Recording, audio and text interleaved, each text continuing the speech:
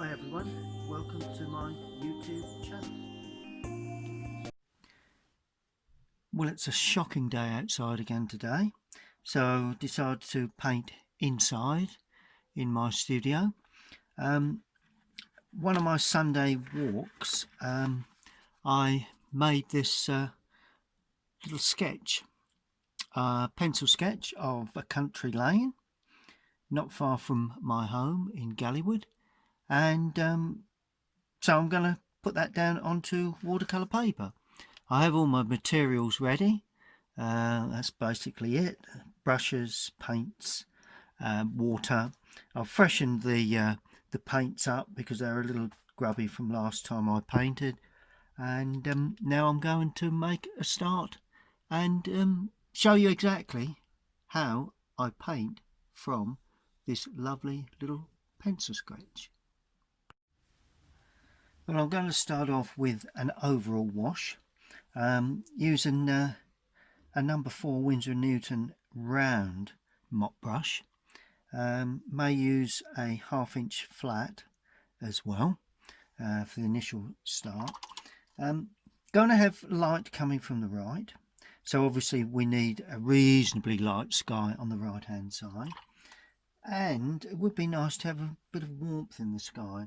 So before I do anything, I'm going to use a very damp brush and put a little bit of red, and that is crimson or alizarin, across the sky like that, bringing that down into the foreground, well, sorry, middle distance there, and there's a nice bit of depth there. We're going to have that dark tree, then some light area, then another dark, then a light distance, then a little bit of dark area before we go light again for that second tree just holding in the left hand side. Now to that I'm stroking in cadmium lemon. Give me a nice warm feel to that sky. Exactly what I'm looking for. You know, if you start off with warm tones, then you know, as you paint, those warm tones will still come through. And the sky, I'm going to give that bit of blue tone, cobalt blue possibly, and mingle that in. Don't spread it too much, because if you do, you end up with greens if you're not careful, mingling with the yellow there. I'm just dropping in a couple of areas of that tone there, and while I have that, I'm going to paint in, put a little raw sienna with that cobalt blue, and on a sort of a blue-green effect, and that's our distance there. Maybe a distant field, something that we may look at later. But so I've established a depth area, a bit more blue right in the distance there, just to give an ultimate feel of depth either side of what probably is the field, really. Good, so that's our overall wash. Now, to maintain that sort of feeling of warmth within the greenery, I'm going to add lemon yellow to that side and a little bit of lemon to that side. Notice how I'm leaving some white edges there.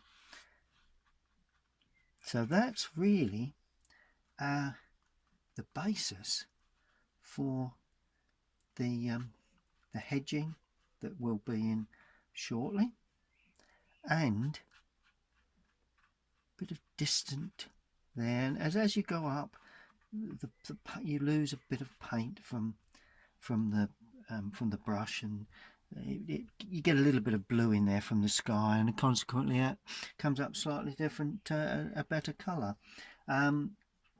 Now we do have a bank which I'm going to put in now with cadmium yellow and just a touch of Prussian blue initially. And this is sort of like a summery sort of bank, just standing up. Now there's quite a lot of grasses there, so and as I come forward I'm just dropping in some darker touches, really dark in the foreground there, tapering off, and a bit of burnt sienna along that bottom edge, and also dry burnt sienna, because we've got a little bit of sort of sadness to the edge of the grass at that point. Now that same sad, greeny sad area will go this side, a bit more brown in that, and that immediately gives us a sense of depth to the whole picture. Just make certain that tapers off, don't want that to, that's it, and that comes forward. Then we start with a sort of like a green base again to this field. Just introduce that into that damp wash.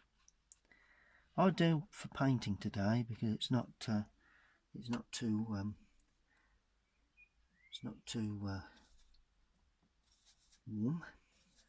And then we run across with this sort of field sort of colour.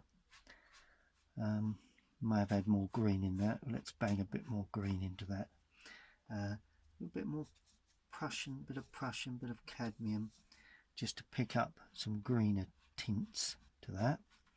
And also there probably was a little bit of earthiness to this edge of this bank too, but that's and that goes around the corner at the end there. And that is the first stage of the painting process.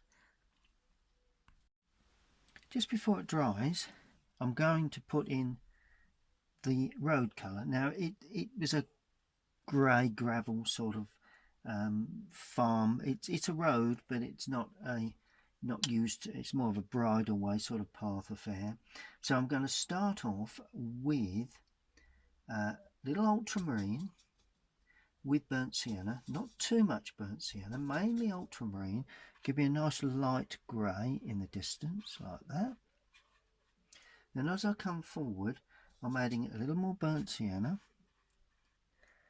and if you get a bit of running with the paint, you know, along the edges because it's still slightly damp, so much the better. Now I'm adding a little light red to the ultramarine. I've got a nice grey there. That's a nice grey, that ultramarine and light red, a little bit darker in the foreground. Notice how I haven't gone too red this time. Normally do. Well, I'll show you. The reason for that is the red will come very, very shortly.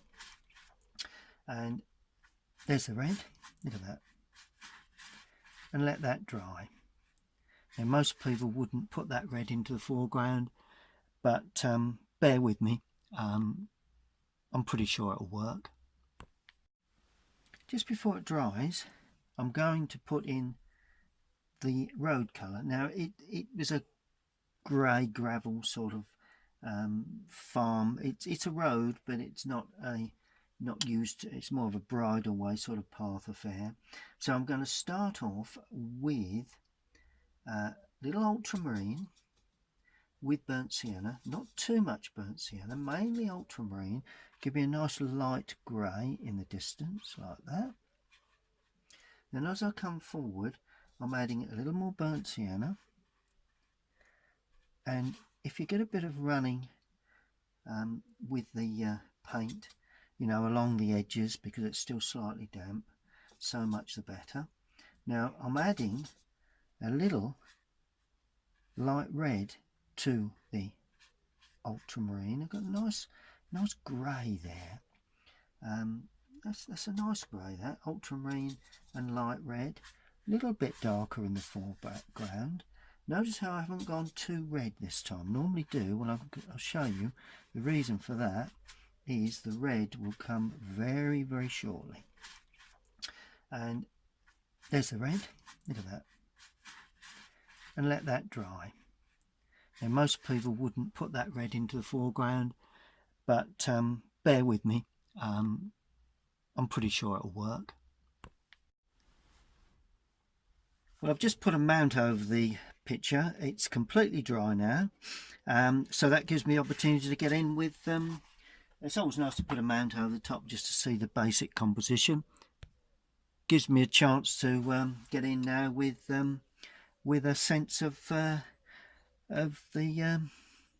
greenery, really. Now I'm going to start off in the distance.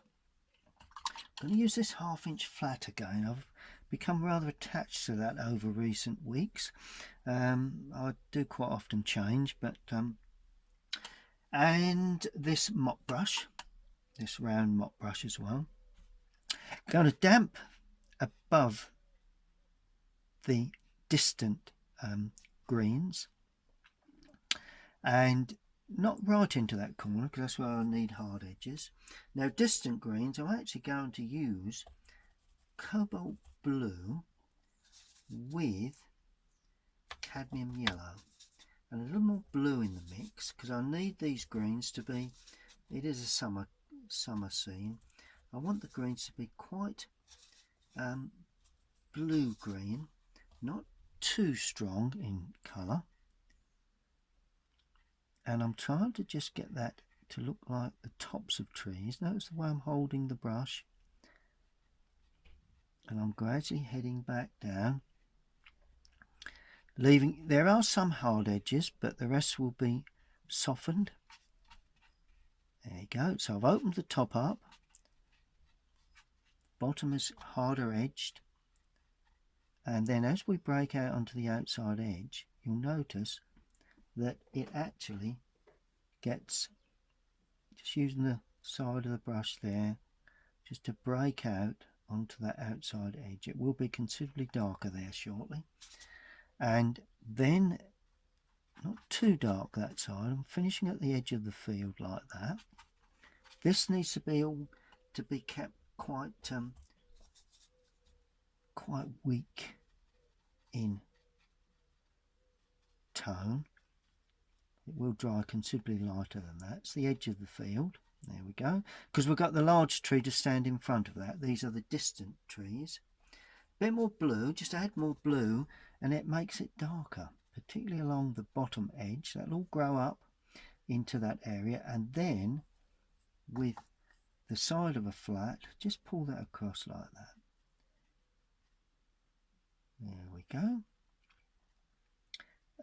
Just 1 or 2 little crisp edges, and then finally I'm putting Prussian blue with that, just to give some really dark touches to the outside edge of some of those trees there. I've got a lovely bit of depth right in the centre. I don't want to lose that, and that finishes pretty much there like that. Okay, now that's that side done. Now I'm going to treat the other side in a similar sort of way, slightly damping some areas. This trees and hedgings are a little bit higher this side, and there again, this time I'm going to use Prussian with cadmium, and I need to be quite dark to start with, because I don't want to go over this again if I can help it. So I'm going to start off fairly dark so that we can get the overhang of those branches. Just put a little bit of that darker area in that side, just to justify the strength this side. There we go. Just lose a little bit of paint, because I want that to be more open. I want that, that's better. A bit more paint on a dry brush. That's what I'm looking for. Something a little drier. There we go. And once we go into that damp area, then obviously it's considerably weaker and more blurred, really. It just gives a nice blurred edge to that. And right in that bottom corner there, I'm going to go quite dark. So a bit more brown, bit of burnt sienna in there, a bit darker on the overhangs there. let it all sort of just give that impression of an overhanging trees really. Now as we come down it gets really dark, so plenty of paint, very little water, and I'm going to keep that quite dark there. Notice I've left some little white touches.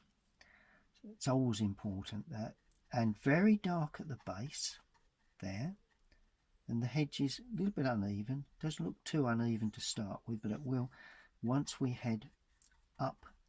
You've got to remember this is the background trees, not this large tree. This is all the background trees. A bit more yellow going in now, just at the top there, so it's still nice and soft in most places. This is not the main tree, this is the background trees, and as it hits those damp areas, if you go above where I've gone there, just damp it again. That's all you've got to do, just damp it with a brush, damp it a bit in there. It all helps when you come to paint the main tree in front. You've actually got something to link onto, but it's all blurred, and that's what we're trying to achieve, to get this lovely blurred soft effect. And that's a little bit darker, although I didn't want it quite as dark as that, but there you go, put a bit of yellow in it. That's my answer to that one. And then as we come down, it's a little light there, then as we come down, more blue, more brown, burnt sienna, nice and dark,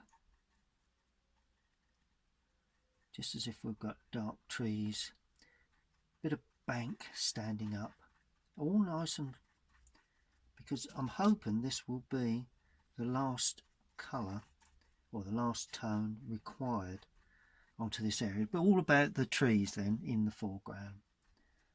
And finally a nice spiky edge there, so as it's not too, because it is rather uneven.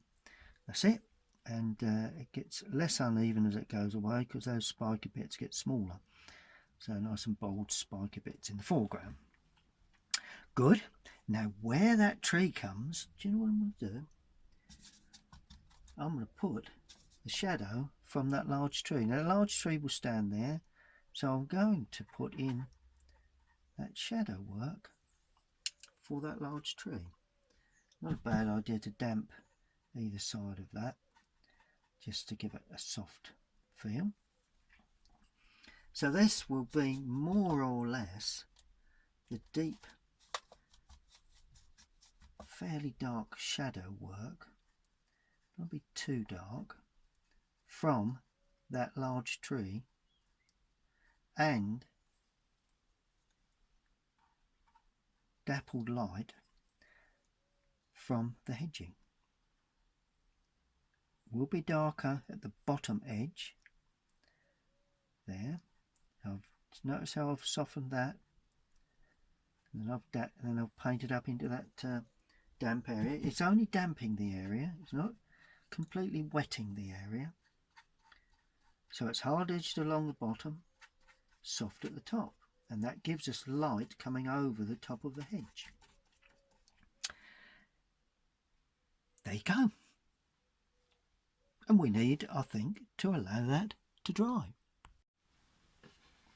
Just popping the mount over the top just to see as it dries how it's coming along, but it's looking quite good to me.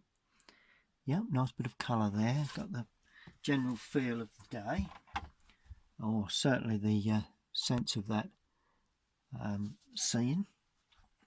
Right, now I'm going to paint that tree there, that one that actually stands there. Let me just show you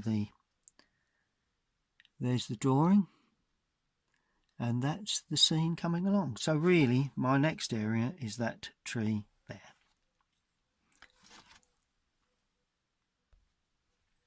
And I'm gonna continue with this nice flat again, I think. Yes, I will be dampening areas at the top of this large tree, because not too much. I want some hard edges.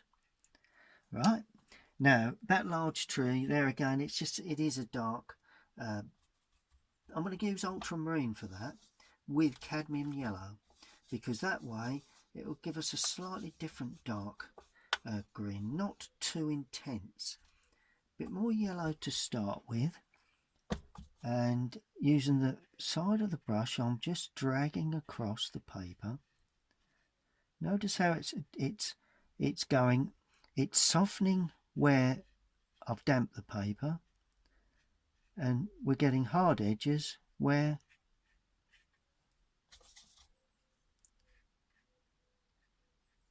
there we go, look at that. Hard edges where it's dry. It's just another decent technique that that I think you know, I'm using this more or less the side of the brush. I've used this sort of technique many times before, may not in my demonstration videos perhaps, but I have used this technique quite often to produce paintings. It's a little bit up there, a little bit dark. Just don't want to overdo this, because it's not the main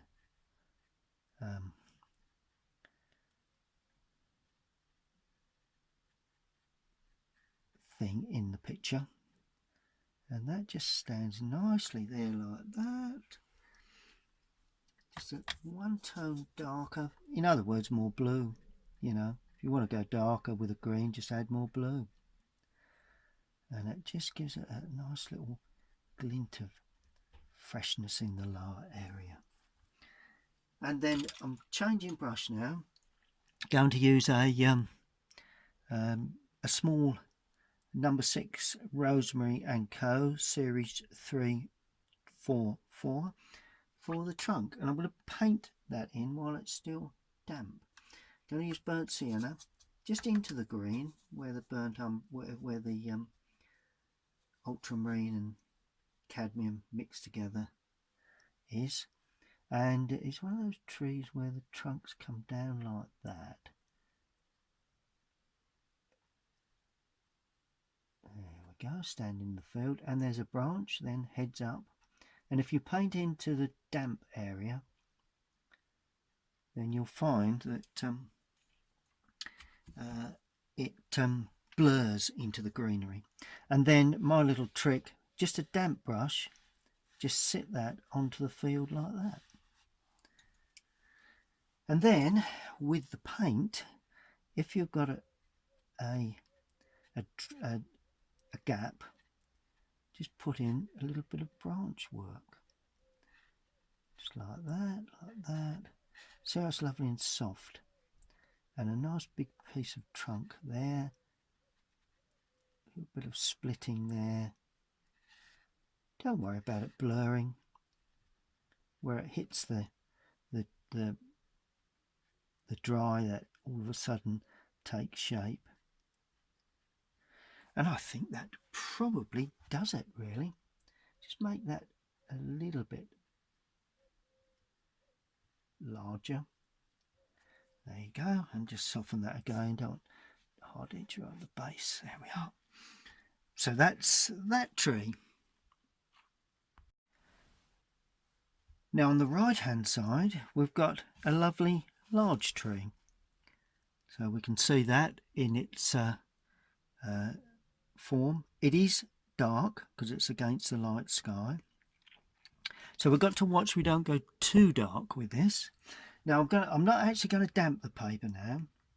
I'm going to start off with just a damp mix of Prussian blue, cadmium yellow, and starting off in that center area there. So I'm going to sort of end up with sort of like a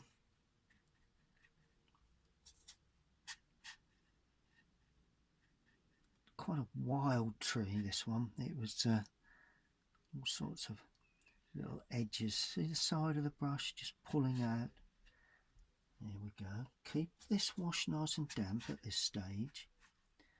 Needs to be quite open at the top. Not to be too dense. Just keep adding water because I do want this. I want some of that yellow from the sky to shine through.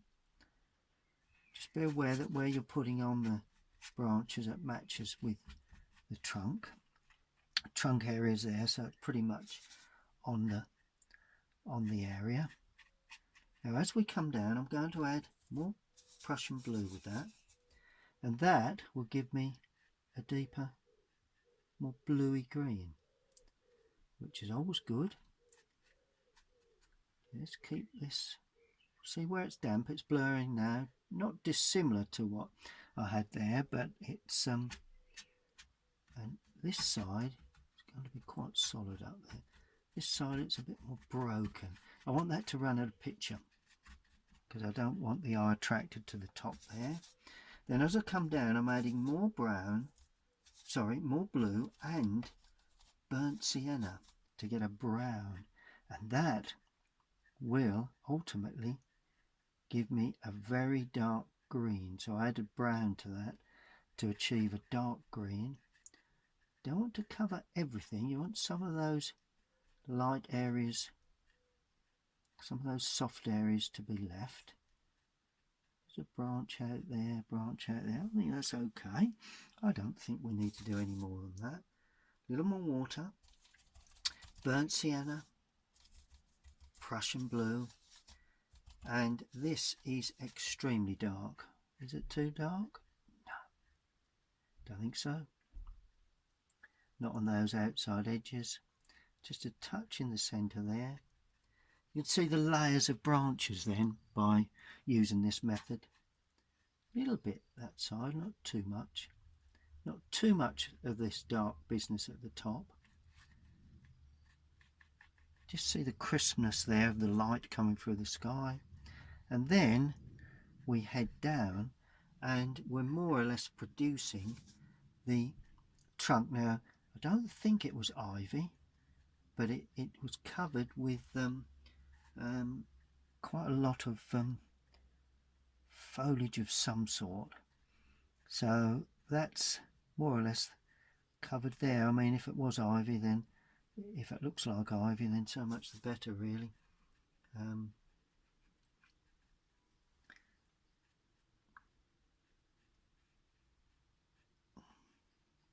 Quite a lot of foliage around that tree. It's a nice thing to do.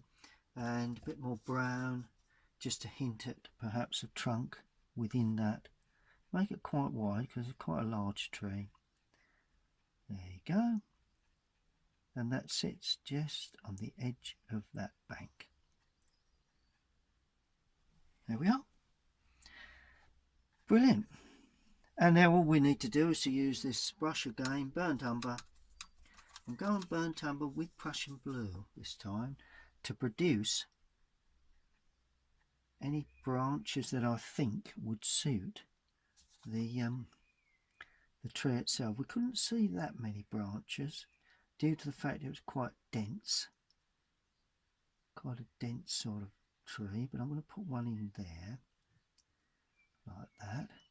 I'm going to put a nice branch, whoops, a bit more water to that, a nice branch coming out of there, and then it tapers up and it flakes away. There again I'm going in to the damp paper. Always useful to do that, and the main trunk presumably would head off up there, and then we probably have a branch heading off there, and that would just a little bit of support for these areas there, perhaps a little bit of support there. It's just heading off to there, not too much here I don't think. There we go. Don't overdo this branch business, I'll tell you that through from my experience. It can be you can soon say, oh dear, wish I hadn't overdone that. while I've got this dark brown on, I'm going to just flick in some little touches here and there, a bit of interest, bit of life along that bottom edge. Always a good thing to do. I'm also going to drop in a bit more blue in that. The small piece of fencing runs across there. There we go. Okay, that's pretty much as I would have expected. Put a bit of red with it now. A bit of that alizarin to hint at some grasses along the edge. Pretty much getting there now, really. Only just a bit of shadow work to go on. And there would be a little bit of texture to that edge there, and that texture would run across like that. There we are. A bit of texture there. It's dry brush work, this, just in case you wonder how I'm getting that feel. And same brush, bit of cadmium now in that brown mix with a little bit of Prussian. Not too dark, but dark enough to give a sense of texture there. See the way I'm just scratching across the paper, and just blend that with that dark trunk, because after all, as I said, that is the shadow basically from that trunk area. One or two little textured areas, very little as we go away there. That's looking good, and we'll give that a moment to dry. Well, just before I start to put in the shadow work across the track, that's all that's required. Just put the mount over the top just to see exactly the composition. I think that's pretty good, just so that I can understand where shadows will cast across the foreground. Good. Now I'm starting off with the shadow work will be, to start with, just in focus, yep. The shadow work to start with is ultramarine and a little bit of Indian red. Now that will obviously come over the top of some of that greenery like that. Not too much, but just down there, and it will just sneak across like the top of the track like that. The trees will add a little bit of dappled light running across the track like that. Bit of the, and it runs across the track. Okay, very subtle at this stage, and with a lower light it would probably run up the field a tad like that. So that's good. That's all looking pretty good. Now a bit more water, a bit more blue, Prussian, a bit more Indian red this time. Not too dark.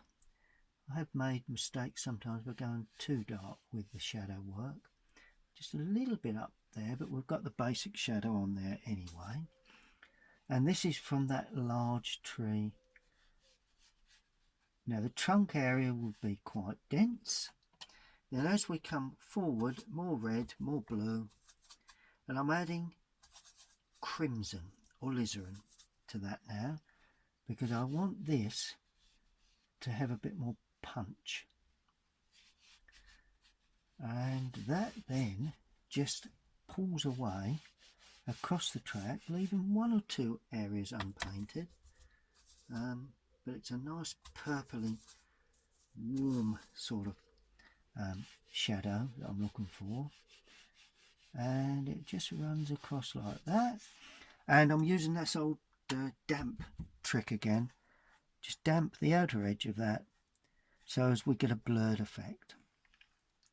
Might as well damp the outer edge of that as well. Gives a lovely blurred effect to this shadow work from that large tree. Running across the field like that and out of picture. Perfect. And then of course I will have another very dark area. Just run that into that. Another very dark area of shadow running down the side here and across the track like that, just a bit on the bottom of that hedge, and that just holds in that right hand side, and that really is all that you need, and we'll just allow that to dry. Well, there's the finished painting. Just going to pop a mount over the top as I normally do, just to get composition. I've not made an edge for this one, so I've just got a nice bit of nice piece of card in the form of a mount, and I think that's probably about the composition. And the last thing we need to do is to sign it. So just some dark paint in an area that we can see, obviously, within what will be the frame picture, and just put my name there in the paint, and that more or less does it. So from a simple sketch like that, let's bring that a little closer so you can see that, made during a walk after lunch one Sunday, and you end up with a painting like that. As I say, pretty simple subject really, you know. Two main trees. One is the main tree itself, hedging, field, a turn to the road, or it's a small it's a road leading to a farm actually on the outskirts of Galleywood, and a little bit of depth in the centre. I've actually opened that up because on the original it's not, you know, the view itself, and the road goes around the corner. Of course there's a secondary tree there, so that's the main tree, that's dulled back a touch, and then the distant trees are just softly painted in, a little bit of sunlight where we've got light coming from the right. So I think that's turned out quite well. Well, I hope you've enjoyed that video, and maybe you can have a go yourself. In the meantime, stay tuned to my YouTube channel, and thank you very much for watching, and please subscribe if you like my videos.